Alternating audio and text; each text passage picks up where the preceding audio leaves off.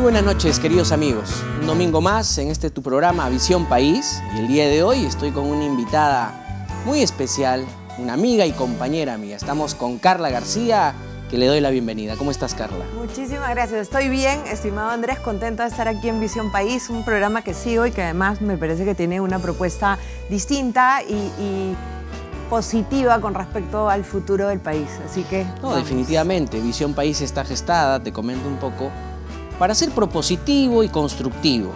No nos hemos ligado al común denominador de los programas, en donde analizamos algunos detalles, damos de palo, no. Acá lo que queremos es llegar a la ciudadanía con propuestas y definitivamente hemos empezado este proceso y vamos a continuarlo con líderes, con nuevos líderes, con rostros que puedan darle una opción nueva al Perú. ¿Cómo vemos el día de hoy el país y qué queremos para el país? Y es por eso que el día de hoy hemos querido invitarte justo en un día muy especial. Hoy día cumplimos un año más de nuestra independencia del Perú. Y desde aquí queremos hoy estar con Carla para brindar las propuestas constructivas para el país. Muchísimas gracias por invitarme en esta fecha tan importante. Y a pesar de que parezca que no hay salida, yo estoy absolutamente segura de que tiene que haber una vía por la cual podamos volver a la senda del desarrollo, hacer girar la rueda y sobre todo hacer que los ciudadanos volvamos a ser felices. Dejemos de sobrevivir para empezar a vivir nuevamente, que es algo muy necesario, ¿no? Es fundamental y eso es... La semana pasada te cuento que estuve con la doctora Lourdes Flores Nan. Gran amiga, gran política, Lourdes. Gran política. Siempre siento, Andrés, que el Perú ha sido un poco injusto con ella. Así es. ¿No?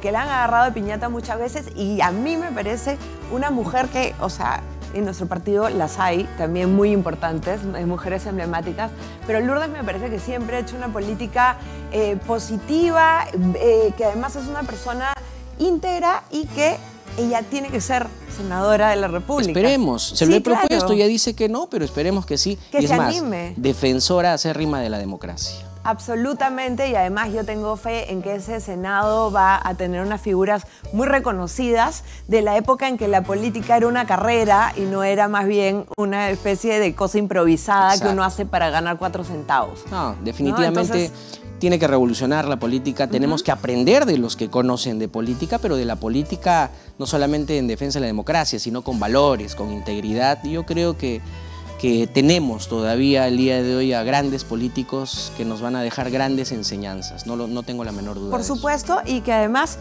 ahora que se habla tanto de los nuevos liderazgos y demás, y de las renovaciones, siempre hay que tener en cuenta que las personas que tienen determinada edad no están en el lugar donde están por la edad, están ahí por su capacidad, así como los jóvenes, ustedes, porque yo ya no me siento tan joven, van a llegar a lugares en base a mérito, a su mérito propio, que lo tienen muchísimos, por ejemplo, de mis compañeros, y que tienen derecho a un espacio que se han ganado, sin empujar a los adultos, a los hermanos mayores que tenemos en el partido, ni ellos aferrándose como locos al lugar porque tienen más edad. Entonces, hay que saber, de alguna manera, equilibrar, ¿no? Las dos edades, digamos, la juventud y la experiencia, y que nadie se sienta como la persona única que puede estar en un lugar. Yo creo que podemos coexistir perfectamente y en todas las culturas, digamos, los sabios casi siempre son los más ancianos. Ya sabe, como dice, más sabe el diablo por viejo. Que por diablo. Así Exacto. Es. No, definitivamente, esperemos de que el país pueda recomponerse después de estos últimos 10 años aproximadamente que estamos en el declive y que pensemos en el futuro del país, en nuestros hijos, porque tan jóvenes no estamos. Es una pena de que hoy por hoy la política haya un poco dejado de lado, o los partidos políticos hayan un poco dejado de lado a los jóvenes, ¿no? Jóvenes están considerados hasta los 28 años y 11 meses. Nuestra generación, que se dice ser joven, sobrepasamos los 40 años, 35, 40, ya no somos tan jóvenes.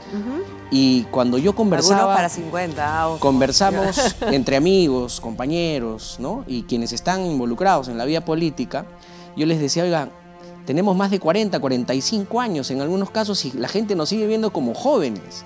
A los 45 años, Alan García ya había sido presidente, ya había dejado la presidencia. A los 27, 28, 30, 32 años, muchos han sido ministros y han tenido cargos importantes, alcaldes, gobernadores regionales. Omar Quesada ha sido alcalde a los 27 años en la provincia de Huanta. Gran una provincia muy Omar. difícil. Le mando Entonces, un beso al compañero Omar. necesitamos de esa juventud y esperemos que se pueda Tu dar. reflexión me ha hecho pensar si son realmente todos los partidos políticos los que le dan la espalda a la juventud o es más bien el antipartidismo instaurado en estos últimos 10, 12 años de los que tú hablas, que ha hecho que más bien los jóvenes, que sí los hay, mira, ejemplos horrendos ya, el Partido Morado.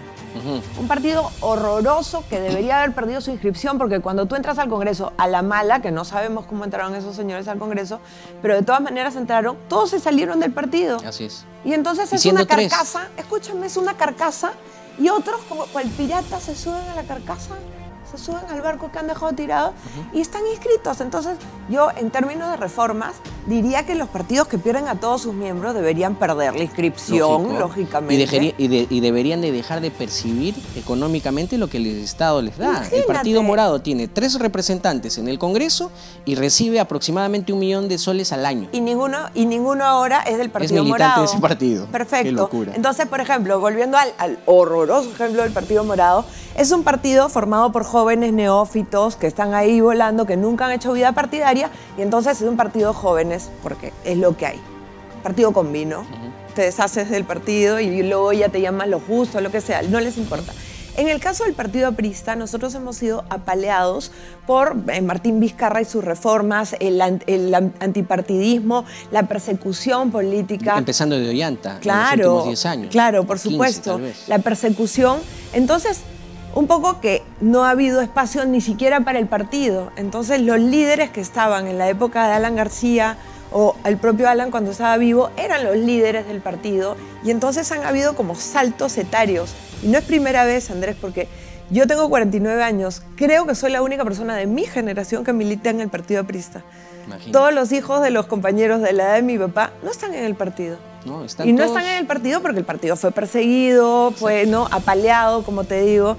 Entonces uno agarra miedo, dice, oye, lo que yo he visto en mi casa no lo quiero para mis hijos. Entonces, eso es lo que yo te digo, por ejemplo, ningún hijo de Jorge está en el partido, de repente Manuel a veces, los hijos de Mauricio son profesionales que se desempeñan en lo privado, nadie está en la cosa pública, nadie está en la política. Pero muchos están en la política, pero no en el partido. Quizás tu hermano Marcial tiene mi edad más o menos. Aproximadamente. Ya, pero como te digo, hay un salto entre mi edad, que yo voy para los 50 el año que viene, y los demás que son tempranos cuarentones. Así es. Hay una generación que se abrió sí. y siempre hay que preguntarnos por qué pasó eso, ¿no? Yo cuando voy a las regiones le digo a los compañeros, he estado en Barranca hace como 2 o 3 semanas, y me decían, necesitamos juventud, pero yo siempre les pregunto, ¿usted hace cuánto milita? O ¿quién acá milita hace 2 años? ¿Hace 5? ¿Hace 30? Claro. Todos. Entonces digo, ¿dónde están los jóvenes? Y me dicen, ¿verdad? ¿Dónde están los jóvenes? Y les contesto, en sus casas. ¿Dónde están los jóvenes y no en sus casas? Tú eres hijo de aprista y yo soy hija de aprista. Los primeros jóvenes que deberían estar somos nosotros. Lógico. No en términos de que hay una monarquía ni que tenemos derecho por sangre, ¿no? No, pero sí decirle a los compañeros qué ha pasado, qué han estado diciendo en su casa, a veces nos ponemos muy renegones. Sí, es verdad. ¿No? Entonces uno va con la frustración a la casa y lo que deja es la sensación de que todo está mal cuando todo está profundamente bien. Está bien porque tenemos una ideología. Es cuestión de familia. incentivar, hay que incentivar a los jóvenes a hacer política, si no nos va a suceder lo que ya nos ha sucedido con Pedro Castillo, esa dejadez, 7 millones de peruanos que no fueron a votar, 35.000 o 40.000 en la segunda vuelta se fueron a vacunarse a Estados Unidos. Entonces, para que eso no suceda, hay que incentivar a los jóvenes, hay que mostrar lo que es la política en el Perú y hay que enseñarles qué tan importante es hacer política, del partido que sea, siempre y cuando sea democrático. Eso es fundamental. Sí, y sobre todo también que si van a entrar en política, hagan militancia. Porque sobre todo lo que va a pasar es que van a terminar como el Partido Morado yendo con un grupo de gente que desconocen y la verdad es que no tienen nada en común entre sí. Así es. Y entonces entran y dejan de representar porque no tienen una ideología, no están formados en lo mismo. Nosotros que estamos en un partido gigantesco y añoso además, y que va a tener muchos años en adelante, podemos tener diferencias entre nosotros en pequeñas cositas, pero la ideología es la misma. Y yo estoy segura que si voy contigo al Congreso, nosotros, el aprista llega al Congreso como aprista y se va como aprista. Definitivamente. No se va a otro partido ni nada más. Más probable veo yo que nosotros terminemos creciendo como acá, por supuesto. No lo dudo, no lo dudo. Eso va a tener que pasar, ¿no? Sí, por supuesto. Pero bueno, después de haber hecho un análisis de cómo está más o menos las movidas en el partido aprista, la juventud, pasemos a lo importante, Carla. ¿Cómo ves tú el Perú con una perspectiva de aprista, pero también con una perspectiva de pretender ser autoridad en el Perú? Sabemos tus aspiraciones de querer ser congresista de la República, posiblemente dentro de la plancha presidencial, que estaría súper, y la perspectiva de cómo quisieras tú para el Perú tener específicamente un país más seguro. La seguridad ciudadana nos está avasallando. Todos los días se cuentan los muertos, todos los días se cuentan los asaltos, las violaciones, etcétera, etcétera. Todos los delitos juntos. Es algo que nunca acaba. ¿Qué podríamos hacer nosotros desde la perspectiva, no solamente aprista, sino desde tu perspectiva personal? ¿Qué podríamos hacer para el Perú, para sacarlo adelante en el tema específico de seguridad ciudadana? Bueno, a pesar de que soy una persona bastante democrática, me parece, dentro del espectro de la democracia, yo sí siento que hay que poner mucho más mano dura. Por ejemplo, en el tema de las cárceles, no estamos construyendo más cárceles, los presos están hacinados y la verdad es que las cárceles lo que generan digamos, dentro de la lógica de reformar a los criminales es casi que una escuelita del Chavo del Ocho. Y te lo digo porque conozco perfectamente cómo funcionan por dentro.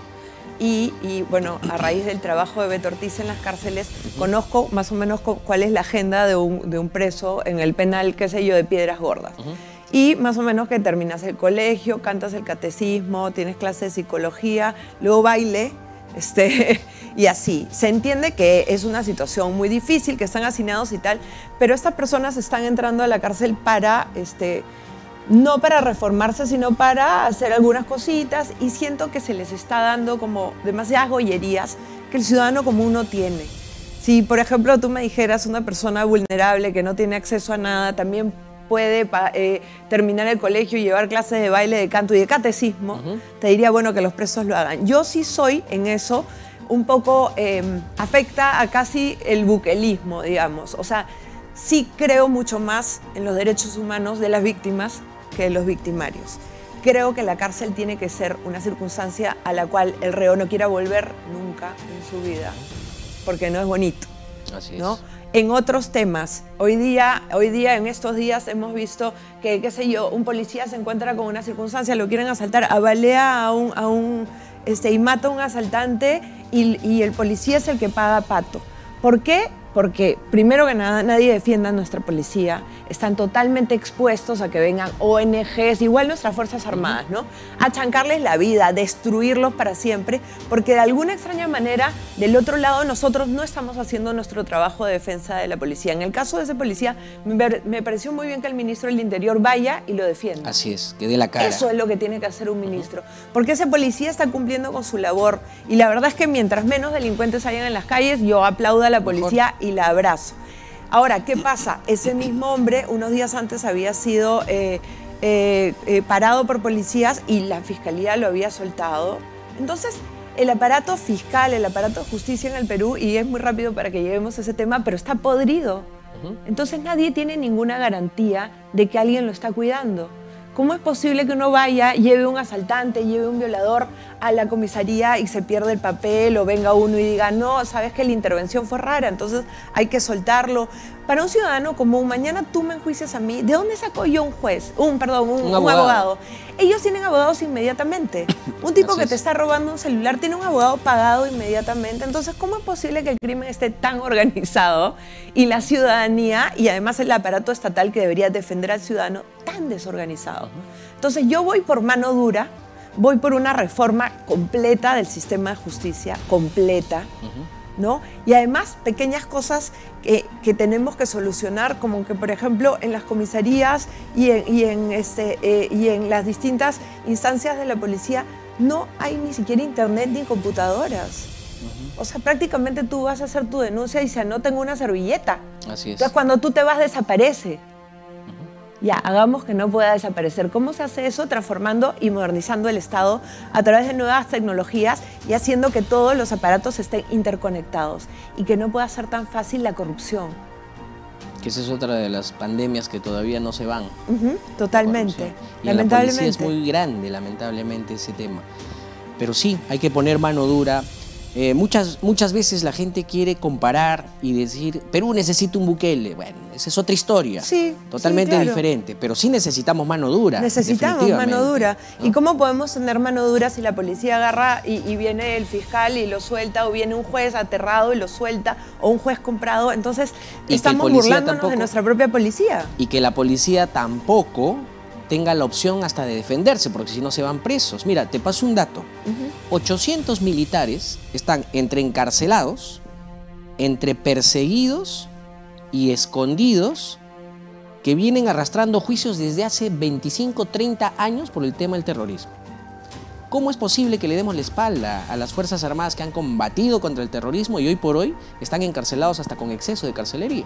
Les hemos dado la espalda, pero además hay algo que aprender en esto, que es que en eso hay un enemigo evidente, no le voy a decir rival porque es un enemigo, que es la izquierda comunista, que se organiza, que tiene ONGs, gente que defiende y además que genera un clientelismo de los familiares, de los amigos, de los terroristas que están todo el rato pidiendo plata. Y eso me parece impresionante. Porque sí, impresionante. O sea, están tan bien organizados. Una vez más, el crimen siempre está bien organizado. Entonces ellos están organizados y tienen ONGs. Los que creemos que las Fuerzas Armadas hicieron su trabajo de combate al terrorismo, que en este país no hubo lucha, ¿cómo le llaman? Conflicto armado interno. Conflicto armado. Es terrorismo. Eran unos asesinos contra ciudadanos y estaban los policías y las Fuerzas Armadas defendiéndonos. Ahora ellos van a querer destruir y han destruido la vida de muchísimos militares, de muchísimos policías, de muchísimos marinos. Así es. Destruido la vida, o sea, que tú estás enjuiciado 30, 35 años. Este señor Rivero Lasso... El general Rivero Lasso. Imagínate. Tiene 4 años de exceso de carcelería hasta el día de hoy. Pero 2 prisiones preventivas, ¿de cuánto? ¿De 6 años? 12 años en total. Imagínate. Y además él diciendo que lo querían quebrar y hacerlo echarle la culpa al presidente Fujimori de cosas a cambio de salir. ¿Cuántas veces han hecho eso y con cuántas personas? Con cuántas personas, efectivamente. Carla, yo te pido que me des un minuto nada más para ir al corte comercial, agradeciendo siempre a la marca Ayacucho y a Piquimachay. Descubre Ayacucho, el lugar donde nace el Perú. Aquí, las maravillas naturales se fusionan con la creatividad humana, dando vida a la esencia de esta excepcional región, resaltada, por supuesto, por su cultura, historia, patrimonio, biodiversidad, gastronomía, tradiciones, artesanía, música y una indeterminable variedad de festividades locales. Déjate cautivar por paisajes privilegiados, una fauna imponente y las más exquisitas variedades de flora que la madre naturaleza nos ha brindado. Sumérgete en el arte local que mantiene viva la llama de la artesanía regional, razón por la cual es reconocida como ciudad creativa por la UNESCO. Embárcate en una experiencia única, disfrutando del encanto andino y de las hermosas vicuñas proveedoras de la fibra natural más fina del mundo. Ayacucho, donde nace el Perú, con más de 20.000 años de historia y que celebramos los 200 años de nuestra independencia este 2024. Ayacucho te espera con los brazos abiertos.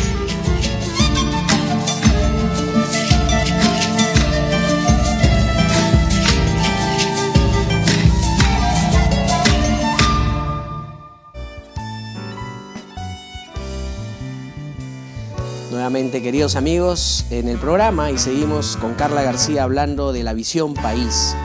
Hemos hablado de la seguridad ciudadana, que es un tema que realmente nos está destruyendo y tenemos que tomar acciones. Carla, nos muestra su propuesta de que hay que poner mano dura, mayor cantidad de cárceles, mayor estabilidad para la policía, ¿no? Yo creo que hay eso y muchas cosas más por hacer. Pero también hay otros temas, Carla. Fíjate, hasta el año 2011, en 5 años, el Perú logró construir entre el 2006 y el 2011 48 hospitales. Muchas otras postas médicas a lo largo del país. En el año 2016 aproximadamente, la señora Molinelli, si no fue el 2018 o más, aseveró de que desde el año 2011 no se construyó un hospital más en el Perú, siendo ella la jefa de salud. Hoy candidata también a la presidencia, ¿no? Entonces, en el sistema de salud yo me preguntaba y decía, ¿qué hubiera pasado si no se hubieran construido esos hospitales en esos 5 años? ¿Cómo hubiéramos afrontado el COVID? Desde tu perspectiva, en el sistema de salud, es algo que nos aqueja a todos los peruanos porque existe un monopolio respecto a la venta de las medicinas y el APRA fue el único partido político en la historia donde puso las boticas populares donde las medicinas costaban un sol. El blister de un paracetamol, de medicinas que todos usamos, costaban un sol. Hoy por hoy ya no los conseguimos, ¿no? Lamentablemente las boticas populares han ido absorbiéndose por este gran mercado de Mifarma, Incafarma y todas las farmas que nos venden las medicinas al precio que les da la regalada gana. Los hospitales no tienen buenas atenciones, las clínicas son carísimas y hoy por hoy, con la cantidad de gente que hay, te dan atención de hospital. ¿Qué hacemos respecto a ello? ¿Cuál es tu visión en el tema de salud? Con respecto al tema de salud y las boticas del pueblo, que eran unas boticas al servicio del ciudadano, ¿no? Y quizás las primeras que trataban el tema de importaban los medicamentos genéricos que son tan importantes. A raíz del tema de los medicamentos genéricos, que como sabes hubo una especie de puente donde se acabó la ley anterior y no prorrogaban ni nada, empezamos a estudiar el tema con el Instituto Alan García para llegar a la terrible conclusión de que el problema no son los medicamentos genéricos ni las boticas del pueblo, el problema es que los hospitales del Estado no proveen de medicamentos, no hay una gestión de gasto. La persona a cargo que tiene que comprar los medicamentos evidentes, porque uno sabe en un hospital qué se necesita al mes, cuántos pacientes tienes una predictibilidad de qué tipo de enfermedad estás tratando, no todos los años te cae un COVID, sabes cómo puedes tratar las cosas, no toman la decisión de compra. Y eso es parte de una enorme corrupción, porque no compran para que uno salga y le compre al monopolio del que tú hablas, que ellos manejan los precios, que tienen además su propia cadena de fármacos genéricos. Ellos venden sus propios genéricos, tienen su propia marca de genéricos. Y entonces lo que ha sucedido en el tema de la salud es lo que ha sucedido en todos los temas en el país. Se ha soltado la correa y la persona que trabaja para el Estado siente que no tiene un deber. Algo ha pasado en nuestro país que hace sentir a las personas que tienen que reclamar por sus derechos, pero que no tienen deberes como ciudadanos. El médico que va, marca tarjeta porque está dentro del aparato y se larga a su consulta privada, es un ladrón y debe ir preso. Así es. El tipo que está en un puesto de decisión como para comprar los medicamentos genéricos y no los compra, y el paciente que además de tener enfermedad muchas veces tiene hambre, tiene que salir a comprar, el que no compra y que por omisión está matando gente, también tendría que ir preso, Andrés. Y sin embargo, todos somos como parte de un aparato que fingimos que todo está bien, el que malogra el tomógrafo. Tú estás hablando de los hospitales construidos en el segundo gobierno aprista, que benditos sean.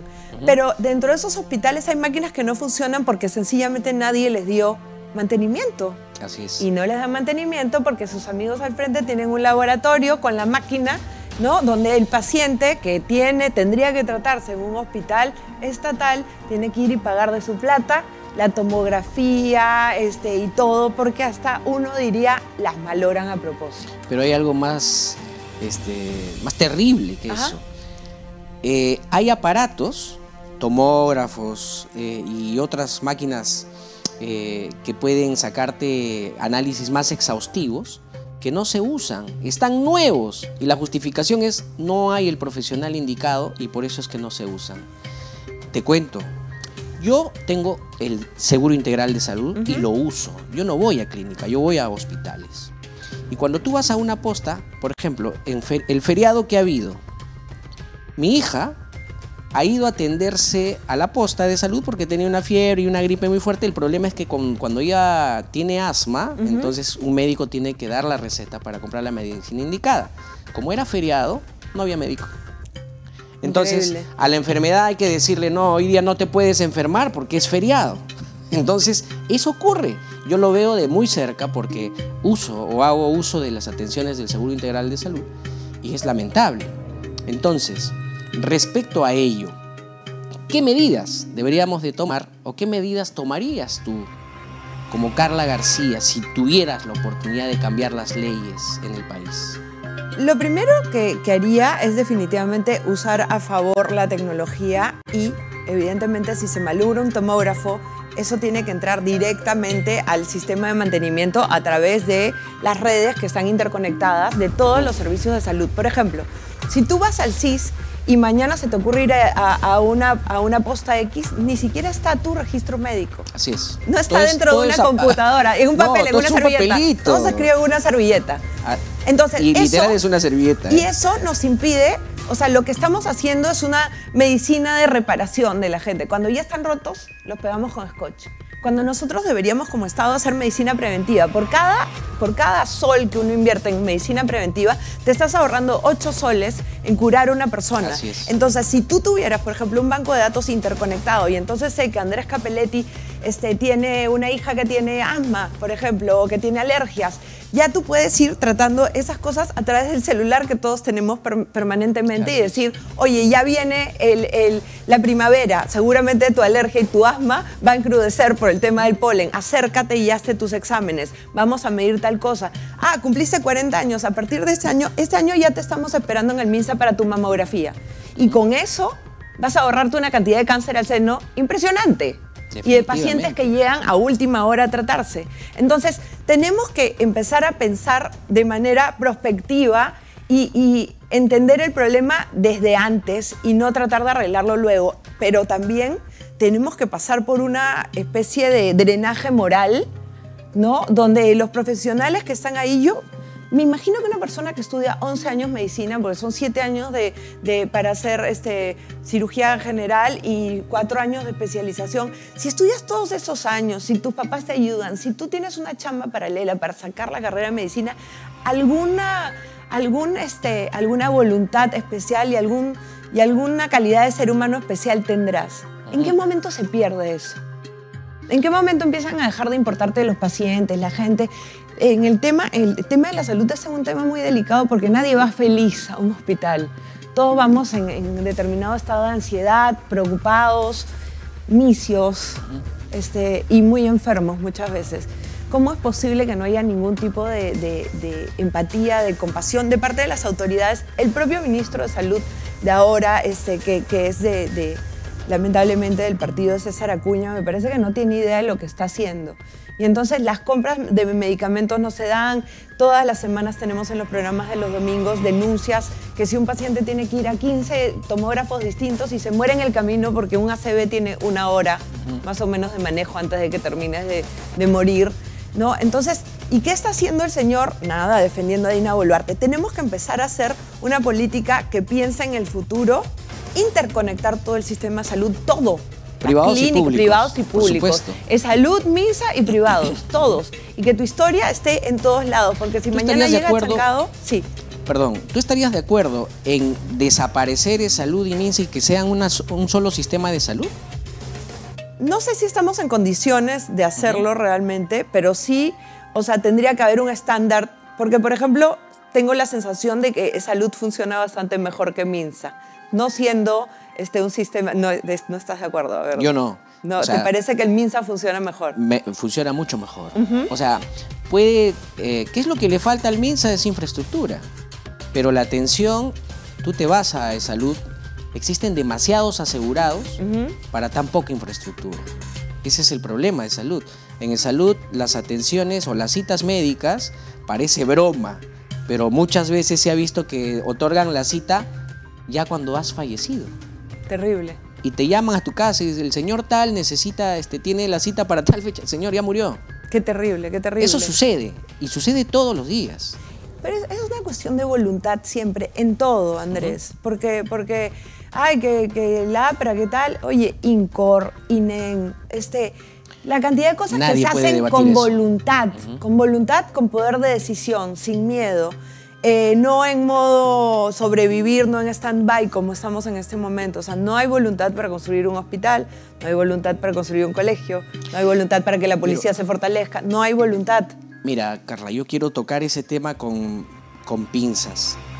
Ayacucho, en este momento, tiene 6 hospitales por inaugurarse. Algunos de ellos están paralizados. Y lamentablemente, cuando hubo el caso de los Rolex y se armó un escándalo, porque yo lo veo así, un escándalo tan fuerte, que decían, ¿por qué Ayacucho tendría que recibir 100 millones por parte del gobierno? ¿Acaso las otras regiones no tienen derecho? Mira, te digo algo, esos proyectos están paralizados. ¿Acaso Ayacucho no merece tener un buen estadio? ¿No puede tener hospitales después de todo lo que hemos sufrido los ayacuchanos? Una región pobre debería de tener mayor accesibilidad. Y justo yo le comentaba a la doctora Lourdes, tú vas al Braen y de Quimbiri, que pertenece a la Concepción, solo nos divide un puente en San Francisco. San Francisco es una zona donde existe mucha pobreza, desnutrición crónica infantil terrible, deserción educativa en un alto índice. Cruzas el puente y encuentras una ciudad moderna, limpia, por el canon. La redistribución del canon tiene que ser equitativa, al menos para las regiones vecinas donde son pobres, y dejar de truncar. Entonces, estos hospitales todavía no se pueden inaugurar por falta de voluntad política. Ya, pero y eso tiene que ver con lo de los Rolex, porque sí tenemos que decir que el gesto del gobernador regional de prestar $100.000 en joyas a la presidenta es raro. Entonces eso se confunde. Por supuesto. O sea, por supuesto que yo estoy de acuerdo con que Ayacucho no tiene que tener 100 millones proyecto, o 200 y más. Porque además eso no es una cantidad de plata gigante para el Estado peruano. No es que seamos realmente pobres, es que no sabemos gastar. No sabemos gastar, no hay iniciativa de gasto. Estamos además eligiendo a gobernadores regionales, alcaldes que no tienen idea de cómo hacerlo, ojo, ¿no? Entonces, que no levantan un expediente técnico, que no saben cómo funciona el aparato del Estado, que está sobreburocratizado también. Demasiado. Porque en base a la corrupción hemos creado miles de vallas y para hacer cualquier cosa, ahora hay que estar, dale, que el expediente, que no sé qué, ya está muy bien, pero al mismo tiempo las cosas tienen que hacerse. No nos podemos quedar entrampados en la burocracia. No, y ojo que el gobernador regional o el alcalde provincial o distrital no es el que va y va a construir o te va a recibir la plata y él lo va a construir. Hay todo un equipo y todo un aparato que eso tiene que seguir o tiene que continuar. Pero fíjate tú, a consecuencia de un escándalo tenemos paralizado el estadio de Ayacucho, 6 hospitales que están aguardando, esperemos que se puedan dar porque son hospitales que necesitan la gente. Que no están en la misma ciudad, están en los pueblitos más recónditos, están en el Bra, están en el sur. ¿Y por qué no se inaugura? Porque todavía no se ha terminado de construir los hospitales por falta de recursos. Ayacucho tiene estas pistas donde se están desbarrancando todo el tiempo los camiones. Y el otro día leo que la pista está judicializada. Entonces, escúchame, y quiero tocarte ese tema. Es terrible, me estoy riendo, pero al mismo tiempo en ese lugar muere un montón de gente. ¿Cómo es que una pista está judicializada? Esto es algo que lo voy a decir con conocimiento de causa. Y como ayacuchano lo voy a decir a quienes ignoran y muchas veces dicen lo que no es. Fuente Ovejuna al gobernador regional, que no lo defiendo, ojo, Esa carretera... A ver ese reloj, cuidado. No hay reloj, no hay reloj. Okay. Esa carretera le pertenece administrativamente al Ministerio de Transportes y Comunicaciones. Hace unos años, la empresa que estaba a cargo del mantenimiento, donde lógicamente pagas un peaje, fue literalmente desterrada por el Frente de Defensa del Pueblo. Ese Frente de Defensa que hoy día tiene voz en algunos medios de prensa, que son los que denuncian y son los que abuchean a las autoridades regionales. O que le jalan el pelo a la presidenta, seguramente. O a la presidenta, son terroristas. Y lo digo fuerte y claro.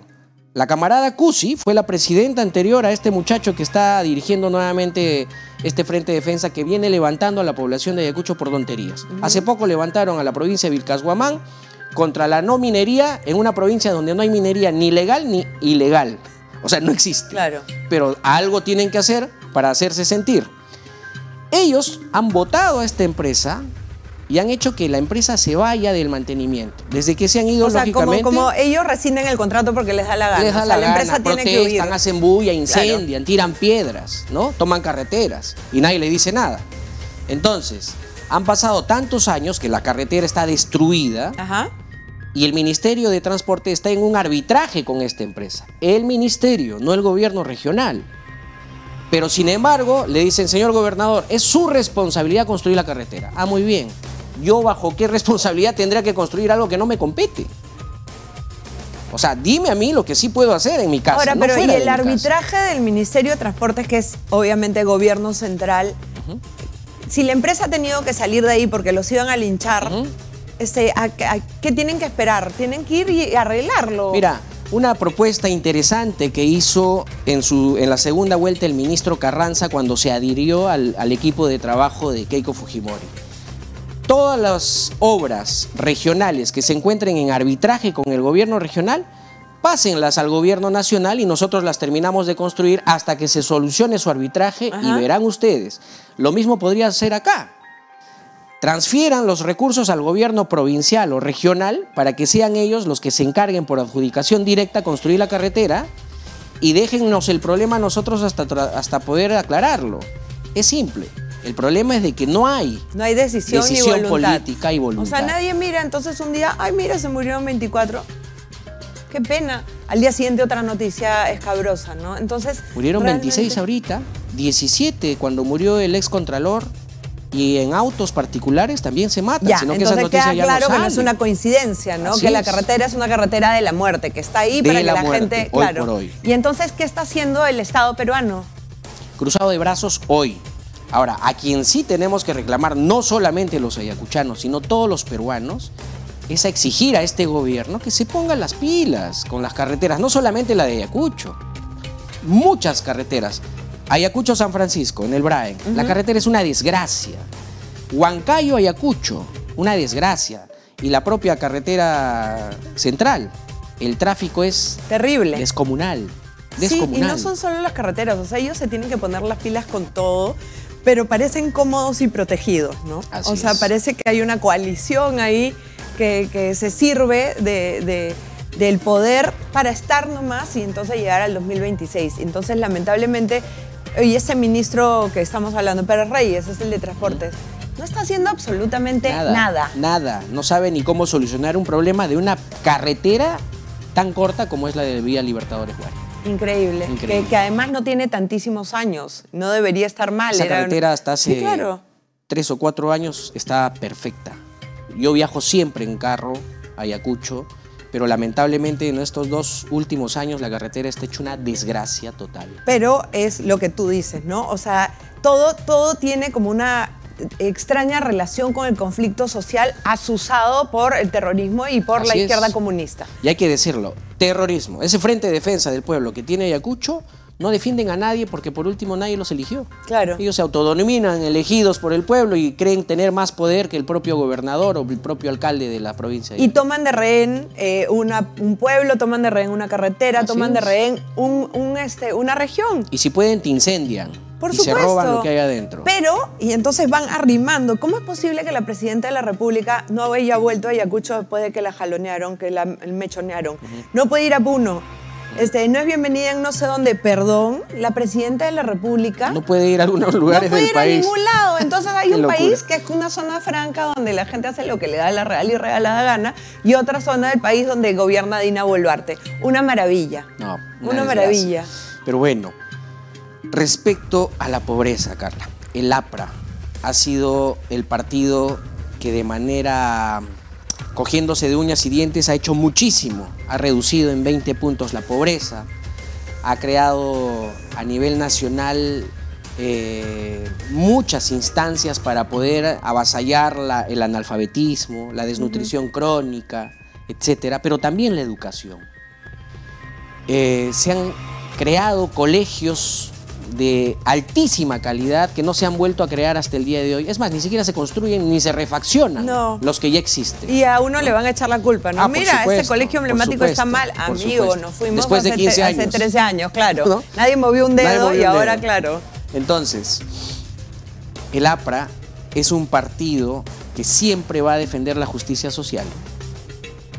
Y desde esa perspectiva, tú como futura candidata al Congreso de la República, ¿qué propondrías para darle la alternativa de solución y reducir la brecha inmensa que está creciendo respecto a la pobreza, a la desnutrición crónica y a la educación? Está todo íntegramente unido. Estábamos hablando de la falta de decisión, por ejemplo, para generar obra. ¿Cómo se da más trabajo generando más obra? Mientras tú más construyes hospitales, más personas trabajan en la construcción del hospital, más personas pueden llevar plata a su casa, no solo en empleos directos, sino en indirectos. La señora que vende papita con huevo y se para en la esquina de la construcción también está saliendo de la pobreza. El que lleva a las personas en el microbús está saliendo de la pobreza y así se va haciendo todo. Ahora, en este segundo gobierno aprista, que nadie puede negar que fue sumamente exitoso, no solamente estaban las obras, las gigantescas obras hechas por el gobierno, sino que además se generaba la confianza necesaria para que capitales inviertan en obras privadas y que vengan también capitales extranjeros, como vinieron. ¿Qué confianza pueden tener en este momento las personas que quieren invertir en un gobierno en el que todo el mundo se está peleando y que tenemos miedo, nos da miedo Puno, nos da miedo parte de Ayacucho, tenemos miedo, no confiamos en nadie, todos son corruptos? ¿Cómo se puede invertir en esa circunstancia? ¿Quién podría venir a... bueno, gracias a Dios están viniendo estos señores chinos con su puerto de Chancay, que es una gran oportunidad. Si no nos subimos al tren de la historia vamos a perder. Y además le vamos a echar la culpa a los chinos, que sí están aprovechando esa oportunidad. Y nosotros vamos a ser unos lornazas, ¿no? Que vamos a terminar recibiendo chinos, no sé qué, y no siendo capaces de sacar nada, porque nuestro agro está hasta las patas, porque tenemos una ley especial del agro que no funciona, porque estamos trabajando al 100% de nuestras capacidades, por lo tanto no tenemos nada que exportar ese mercado de ¿cuántos son? 1.400 millones. Claro, nosotros no tenemos nada que sacar de acá porque ya estamos a full. Porque nos hicieron un régimen especial. ¿Quién? Sagasti, la Mirta Vázquez y tal. Entonces hemos dejado que las cosas lleguen en este momento. Dentro de 5 meses van a inaugurar, 5 meses no, como 4. En octubre. Van a inaugurar, si en unos pocos meses van a inaugurar ese puerto y nosotros no tenemos, Chancay todavía no goza del interés que tendría, no tiene hoteles, no tiene catastro. No tiene catastro, no tiene pistas, no tiene cómo sacar las cosas, tampoco tiene cómo brindar servicios. ¿Por qué? Porque simplemente al alcalde no le hacen caso, ¿no? Porque el gobierno está en otra y al final no están tomando las decisiones que deberían tomar. Entonces, volviendo al tema de la pobreza, y además de, por ejemplo, has mencionado la anemia, que nosotros sacamos a muchísimos niños de la anemia y los últimos momentos de Alan García, él hablaba todo el tiempo de la anemia y como la gente estaba totalmente envenenada, se burlaban de lo de la anemia y ahora lo estamos pagando. 70% de anemia en niños de menos de 3 años en Puno. 70%. De eso no se regresa. Como la anemia no se ve como las paperas que te hinchas y no se ve como la varicela que te saca chupos, la anemia no se ve y entonces tú piensas es un enemigo silencioso, no pasa nada con mi hijito. Y ese chico tiene daño cognitivo para adelante. Así es. Entonces es un ciudadano que no está al 100% de sus capacidades, que no va a tener una vida feliz, que no va a poder desarrollarse en distintos campos, porque sencillamente no se le dio el hierro que necesitaba en sus primeros años. Hicimos un plan piloto en el Instituto de Gobierno, allá por el año 2018, fines del 2018, en Pampamancaes, que es en el RIMAC, queda a poquísimas cuadras del Palacio de Gobierno, y tenía una alta incidencia en anemia en niños de menos de 3 años. Prácticamente las conclusiones fueron, Andrés, que es un tema de acompañamiento y de información, no de pobreza. Componente educativo, tal como se hizo la estrategia Crecer. Exactamente. Cuando uno va donde la mamá y le dice, ¿qué le estás dando de comer a tu hijito? Estoy haciendo una papita. Oye, ponle un poquito de sangrecita o ponle un poquito de bofe. No estás cambiando la economía, no te van a decir, no estás comprando lomo fino ya. Es solamente que te acuerdes. Para eso, en ese programa piloto sirvió esto. Sí. Había una mujer por cada tantas manzanas que mandaba todos los días por el WhatsApp a la mamá, hola, no te olvides de poner no sé qué. En cuestión de meses los chiquitos salieron de la anemia. No hubo una gran inversión, no hubo, era acompañamiento. Tú tienes que usar las herramientas que tienes a la mano. A veces, pues, en el día a día las madres de repente no están tan conscientes de lo importante que es el tema del hierro en los primeros años de los niños y les están dando, pues, papillitas y cosas o simplemente otras proteínas que no les están dando el hierro necesario. A veces no es pobreza. En las zonas, la clase A, la clase B, también hay anemia. Entonces significa que es desconocimiento. Y el Estado tiene que acompañar a las madres y a los pequeños ciudadanitos para que tengan una vida mejor. Es voluntad.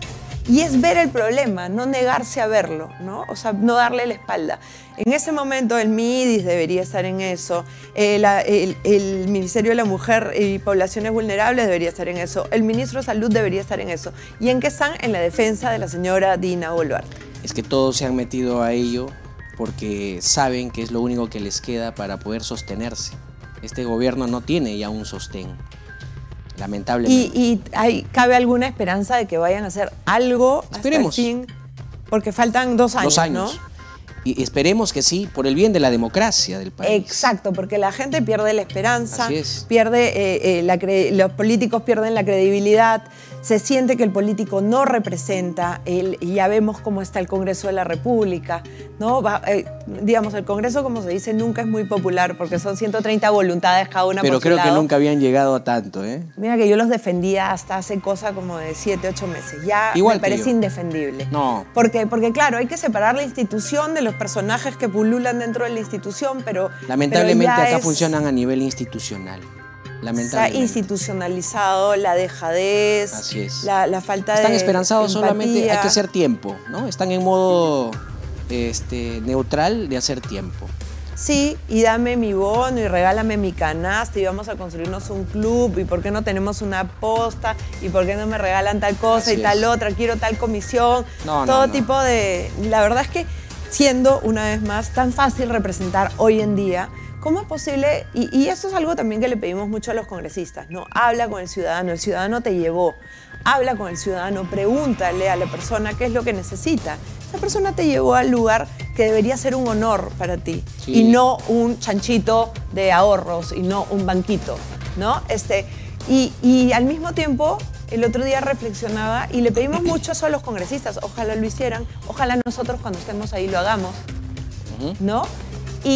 Pero no le pedimos a la Presidenta de la República que hable con los ciudadanos y no le pedimos a la Presidenta que hable con la prensa, no le pedimos, o sea, el mismo nivel de horizontalidad y de cohesión entre el ciudadano y el político tendríamos que pedírselos también a los del Ejecutivo. No, y definitivamente, Carla, tenemos que no solamente exigir, sino pensar, Dios mediante te pueda la voluntad popular hacer llegar al Congreso para poder hacer que estas reflexiones se puedan colmar en realidades en un próximo gobierno. Hay muchas reformas que hacer dentro, a mi parecer. Esto todavía no lo tratamos dentro del partido. Espero que pronto nos podamos reunir para ver cuáles son los temas que van a, digamos, encabezar nuestra propuesta, ¿no? Pero yo sí siento que hay mucho que cambiar en el Congreso de la República en términos de representación. Me parece que hay que la gente necesita un poco más de gestos de parte de los políticos, de desprenderse un poco de tanta gracia, de tanta gollería y empezar a ordenar más las cosas, ¿no? No, definitivamente. Porque siguen algunos en la virtualidad, a pesar de que ya se acabó la pelea por las comisiones y las dietas y esto que hemos hablado de los partidos que ya no representan a nadie y que siguen existiendo. Eso se tiene que cortar a rajatabla. La cultura saltimbanqui, todos los tránsfugas. ¿Dónde está la ley antitránfuga? ¿Qué estamos haciendo para que la gente no sienta que apenas uno llega está haciendo trampa, ¿no? Así es.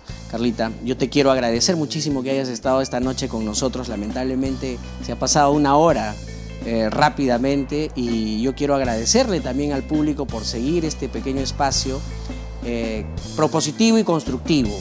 Y hoy, 28 de julio, yo quiero hacerles llegar un saludo fraterno a todos los ciudadanos del país y decirles de que desde este pequeño espacio vamos a seguir batallando para dar propuestas. Muchísimas gracias, Carla, por haber estado con nosotros el día de hoy. Gracias, Andrés, y mandarle un gran abrazo a todos los peruanos en este día tan importante para nosotros y decirles que miremos al futuro con esperanza, que volvamos a confiar, que levantemos los corazones y que veamos el mañana con alegría, porque yo estoy segura de que a través de algunos pequeños cambios vamos a poder hacer grandes cosas para el país. Lo importante es que estemos juntos.